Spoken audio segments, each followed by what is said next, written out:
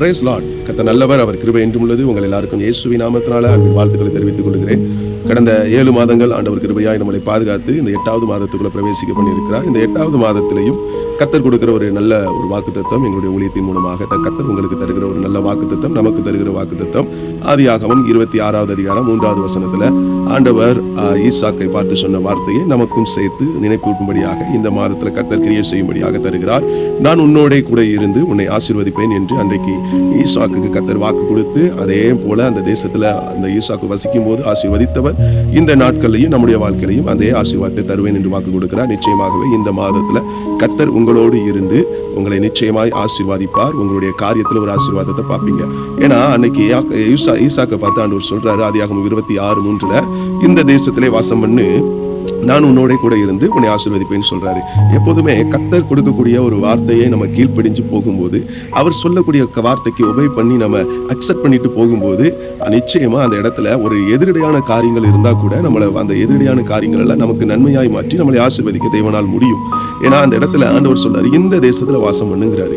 அந்த ஈசாக்குக்கு அந்த தேசம் பழகின தேசம் அல்ல. அந்த தேசத்துல இருக்கும்போது ஆபத்துகள் இருக்கும் தெரியும், நிறைய எதிரடையான காரியங்கள் இருக்கும் தெரியும், தெரிஞ்சு கூட கர்த்தர் சொல்லியிருக்கிறாருன்னு சொல்லிட்டு அவர் சொன்ன வார்த்தையை உபை பண்ணி கீழ்ப்படிஞ்சு ஏற்றுக்கொண்டு அந்த இடத்துல இருக்கிறாரு.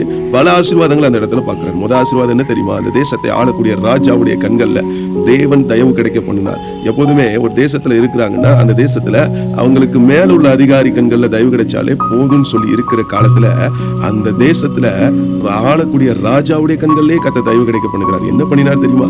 அந்த இடத்துல ஈசாக்கை யாராவது தொட்டீங்க அவ்வளவுதான் அப்படின்னு சொல்லிட்டு ராஜா அந்த தேசம் முழுவதும் ஒரு கட்டளை கொடுத்து இந்த ஈசாக்கையும் குடும்பத்தையும் பாதுகாக்கிறார். இதை செய்தது யார்? தேவன். வசிக்கிற இடத்துல ஒரு பாதுகாப்பை தேவன் கொடுத்தார். அதுக்கு அது மாத்திரமல்ல, அந்த தேசத்துல ஈசாக்கு தைரியமாய் விதைக்கிறாரு. விதைச்சதுல அந்த தேசத்துல இருக்கிறவர்கள் எல்லாரும் காட்டிலும் பல மடங்கு ஆசீர்வாதத்தை தேவன் கொடுத்தார். அப்போ விளைச்சல்ல ஒரு ஆசீர்வாதத்தை கொடுத்தார், விதைத்ததுல ஒரு ஆசீர்வாதத்தை கொடுத்தார்.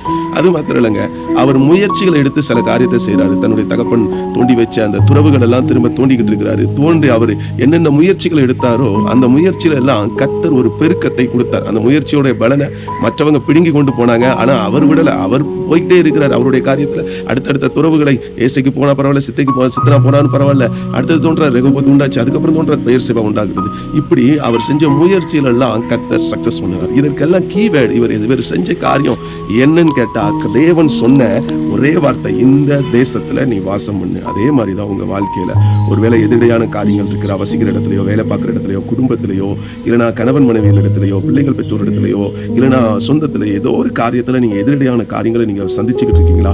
கர்த்தர் உங்களுக்கு இந்த நல்ல சொல்றாரு, இந்த இடத்துல வாசம் பண்ணு. ஒருவேளை இந்த இடத்துல உனக்கு சமாதானம் இல்லை, எதிரடையான காரியங்கள் இருக்கு, அழிக்கிறவங்க இருக்கிறாங்க, எனக்கு ஆதரவானவர்கள் இல்லை அப்படின்னு நீங்க நினைக்கிற இடத்துல நீங்க வாசம் பண்ணுங்க. ஏன் அப்படின்னா அந்த இடத்துல உங்களோடு தேவன் இருப்பார். உங்களோடு தேவன் இருப்பார். அவர் இருந்து என்ன பண்ணுவார்? அவர் ஆசீர்வதிப்பார். உங்களை அழிக்க நினைக்கிறவர்களை உங்களுக்கு ஆதரவாய் செயல்பட வைப்பார். உங்களுடைய இதை எடுத்துக்கொள்ளணும்னு சொல்லி பிடுங்குகிறவர்கள் மத்தியில உங்களுக்கு ஒரு பெருக்கத்தை தேவன் தருவார்.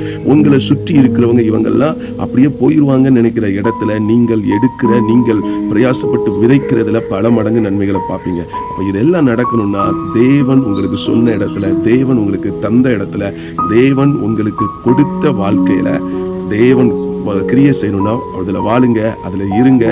நிச்சயமா தேவனால் ஆசீர்வதிக்க முடியும். அவர் ஆசீர்வதிக்கிறதுக்கு இடம் ஒரு தடை அல்ல. நல்லா புரிஞ்சுக்கோங்க, அவர் ஆசீர்வதிக்கிறதுக்கு இடம் ஒரு தடை அல்ல.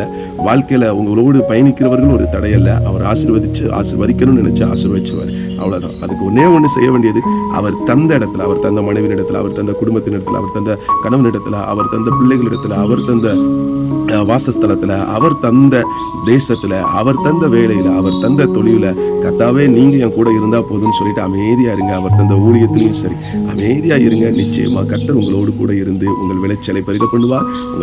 உங்களுக்கு பாதுகாக்கும், உங்களுக்கு ஆதரவான நபர்களை தேவன் எழுப்புவார்.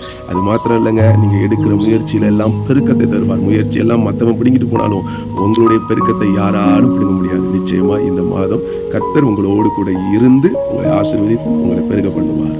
ஆமென்.